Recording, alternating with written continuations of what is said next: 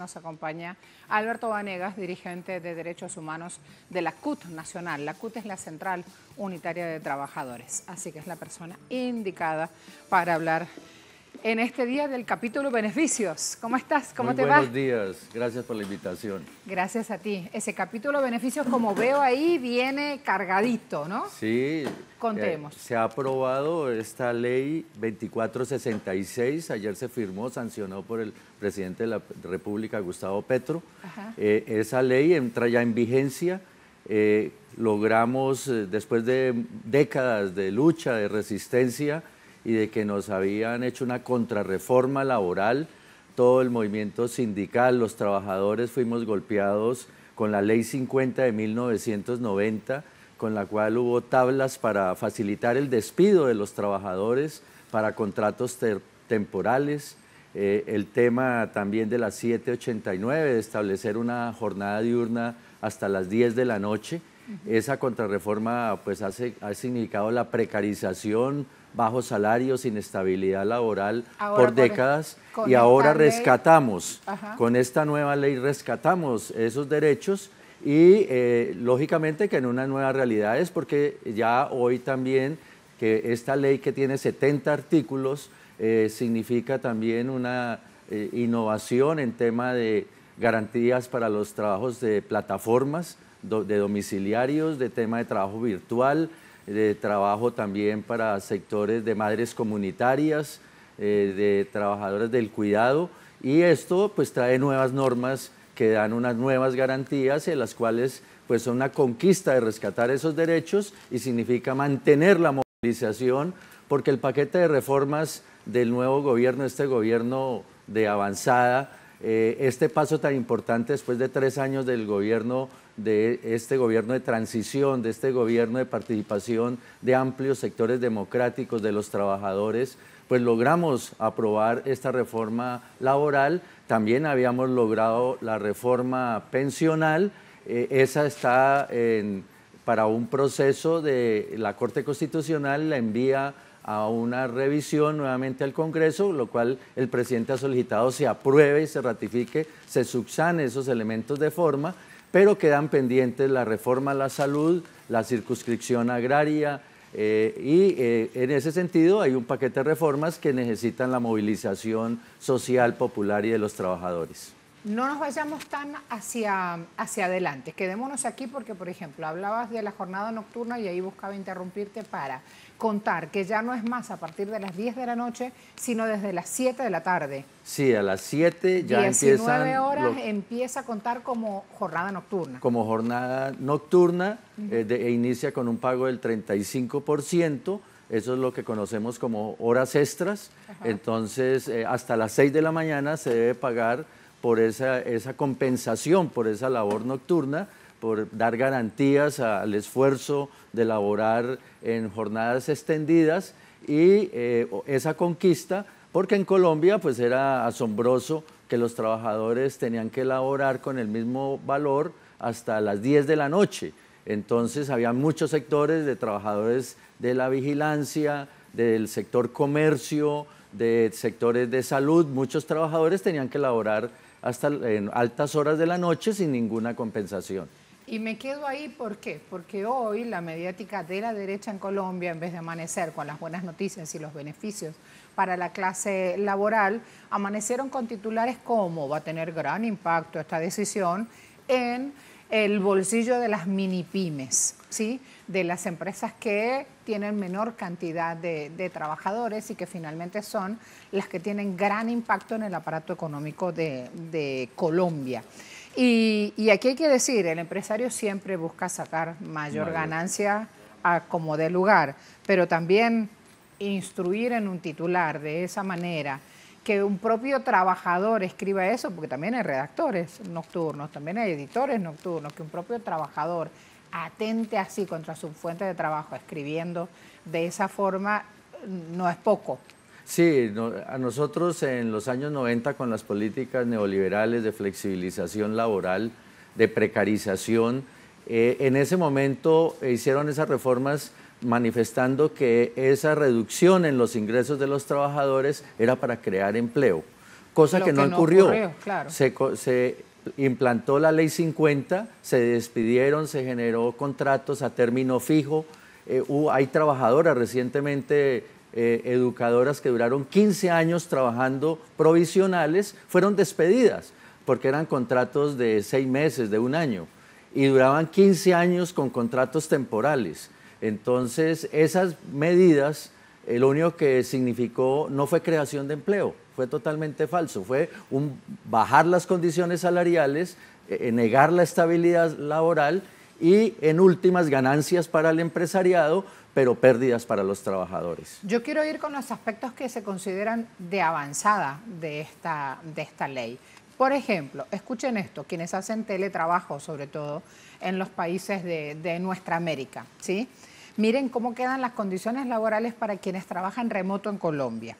Obligación, estipula esta ley, obligación de otorgar auxilio de conectividad a los trabajadores con ingresos inferiores a 2 salarios mínimos. O sea que si ese trabajador cobra menos de 2 salarios mínimos, la empresa le tiene que pagar el wifi, la internet, todos aquellos elementos que necesita para finalmente poder trabajar desde su hogar o vía remota. Me parece que tan claro y así de específico no hay otra legislación que en este momento dé ese paso. Sí, es una nueva realidad que muchos trabajadores trabajan en casa, trabajan virtualmente o trabajo híbrido, que una parte presencial, una parte digital, virtual, y esos trabajadores pues, no se desplazan a su sitio de trabajo, economizan la conexión, economizan servicios públicos, todo esto, y por tanto hoy se reconoce que no se cancela el auxilio de transporte, sino que se cancela se redirecciona. Se redirecciona y se paga este auxilio por conexión digital. Entonces es un reconocimiento para el esfuerzo que hace el trabajador de poner su logística en la casa y poder atender sus labores virtuales y digitales. Voy con otro punto de los beneficios de esta reforma laboral. Se incluye también un día de descanso remunerado cada 6 meses para quienes certifiquen el uso de la bicicleta como medio de traslado. Así que el uso habitual de la bicicleta también, digamos, ya se empiezan a incorporar en el sistema laboral normas verdes, así se llaman. Sí, en la transición energética de buscar fuentes de energía renovables, eólica, solar, y de hacer el esfuerzo de no consumir combustibles fósiles, en ese modelo ambiental del daño climático, del cambio climático. Hoy los trabajadores, pues también no significa un esfuerzo de economizar en energía, sino también salud, de dar garantías de bienestar a los trabajadores. Ellos buscar sitios de residencia cercanos al trabajo, entonces hay la posibilidad de desplazarse y evitar la congestión. Bogotá es una de las ciudades más congestionadas y muchas de nuestras capitales, el trancón, el agobio, la contaminación. Entonces uno de los mecanismos de bajar ese nivel de trancón, de contaminación, es a través de vivir cerca y de trasladarse en ese medio, como es la bicicleta, y por eso se reconoce ese esfuerzo y se da un día de descanso por la utilización de la bicicleta. Hay ciclorrutas, entonces creemos que es una forma de tener una visión diferente de la ciudad y del trabajo. Es un poco amplio, uno cada 6 meses, pero vale, y está puesto en letra, ahí ya empiezan a aparecer nuevas posibilidades de hablar con el empresario que está sentado del otro lado y el trabajador, y hablar de algo que es lo que se viene. En Argentina, por ejemplo, no importa si vive cerca o lejos. Si vive lejos, lo que hace es usar el transporte, el tren, y hay cabeceras donde se puede dejar, igual que en China, estacionado la bicicleta, y luego sigue en un espacio más corto, a lo mejor usando otra vía que no es el automóvil. Cada espacio va surgiendo y va buscando sus propios métodos. Miren cómo Colombia también va a ese lugar. Por último, desarmando la cantidad de información que tiene esta ley de manera rápida, quiero también ir a resaltar la contratación obligatoria de personas con discapacidad. Ya no es una elección, es una obligación, por lo menos en este primer tramo. 2, por cada 100 empleados en empresas de hasta 500 trabajadores, 2 de ellos tienen que pertenecer a un espacio que históricamente se ha quedado afuera esperando el puesto de trabajo, o ganando menos, en condiciones desfavorables, o sin tener lo que necesita, por ejemplo, para su asistencia de salud. Entonces ahí también es importante remarcar eso. Sí, hay impacto para, digamos, del cuidado para las personas con discapacidad. También tenemos un programa, los trabajadores hace muchas décadas luchamos porque a los jóvenes se les diera una formación laboral a través del SENA.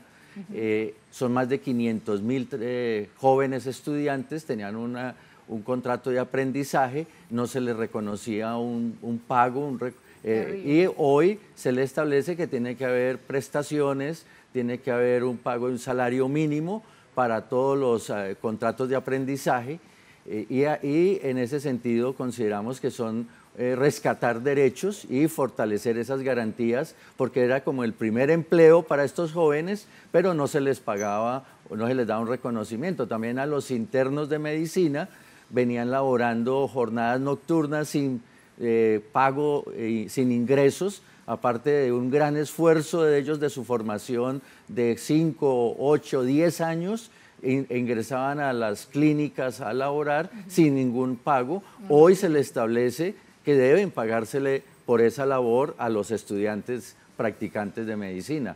Entonces son conquistas fruto de grandes luchas de movilización. Recordemos que en marzo se había hundido por este Congreso oligárquico, habían hundido, que representa a los empresarios, este Congreso en Colombia, habían hundido la reforma laboral, han tenido suspendida la reforma a la salud, la circunscripción agraria, pero fruto de que se llama a la movilización un 1 de mayo masivo apoyando la consulta popular, porque se anunció por parte del gobierno que había que estar en las calles para conquistar esta reforma laboral y las reformas sociales, y se logra fruto de esa presión que el Congreso de la República logre aprobar en los días anteriores, y ayer se sanciona esta reforma laboral. Por lo tanto, estamos también en la expectativa que vamos a continuar de aquí al 7 de agosto. Tendremos nuevas movilizaciones para luchar por la reforma pensional, la reforma a la salud, la circunscripción agraria. Tendremos nuevas movilizaciones para avanzar en ese programa de conquistas de derechos sociales y de derrota del modelo neoliberal. Atención, si tienen algún familiar en Colombia, algún amigo, alguien que está trabajando en la motito, repartiendo, haciendo cosas, los repartidores de plataformas digitales en Colombia también pasan a este nuevo régimen laboral, amparados por esta ley que sanciona ayer Petro. Plataformas digitales podrán ser contratados como dependientes o independientes. Segundo caso, independientes, que es la mayoría, las plataformas tienen que asumir el 60% de los aportes a salud y pensión y el 100% de riesgos laborales. En ese 100% me quedo. Han visto aquí desgranada la cantidad de información de estos beneficios laborales, y ahora sí quiero ir a cerrar con Alberto sobre esta avanzada que él nos está contando, porque finalmente hace parte de un gremio, de alguien que está en la calle moviéndose para lograr y hacer el cambio político que hoy necesitan los trabajadores. No hablemos de sueños, sino de posibilidades ciertas ya. Decías, tenemos un plan de trabajo para movilizarnos de aquí en más. Amplíanos sobre eso, por favor. Sí, nosotros aspiramos a concretar las propuestas de reformas sociales. Parte de este paquete de salud, de educación, temas laborales, temas pensionales. También aspiramos a hacer realidad los procesos de acuerdos de paz.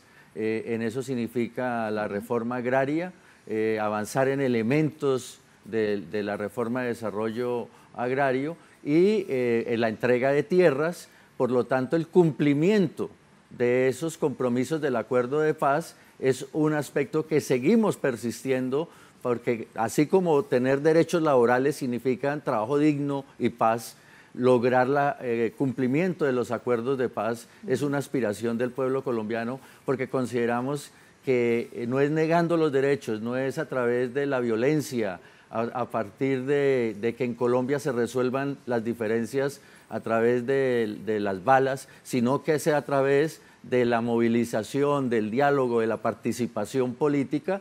Por eso estamos entrando también en un proceso hacia el año 2026, donde el pueblo tiene que estar en las calles movilizando para poder seguir avanzando en estas transformaciones sociales. Entonces es un compromiso de todos los sectores de avanzada, de todas las organizaciones como la Central Unitaria de Trabajadores CUT. Ustedes saben que en Colombia hemos sufrido una gran arremetida de violación a derechos humanos.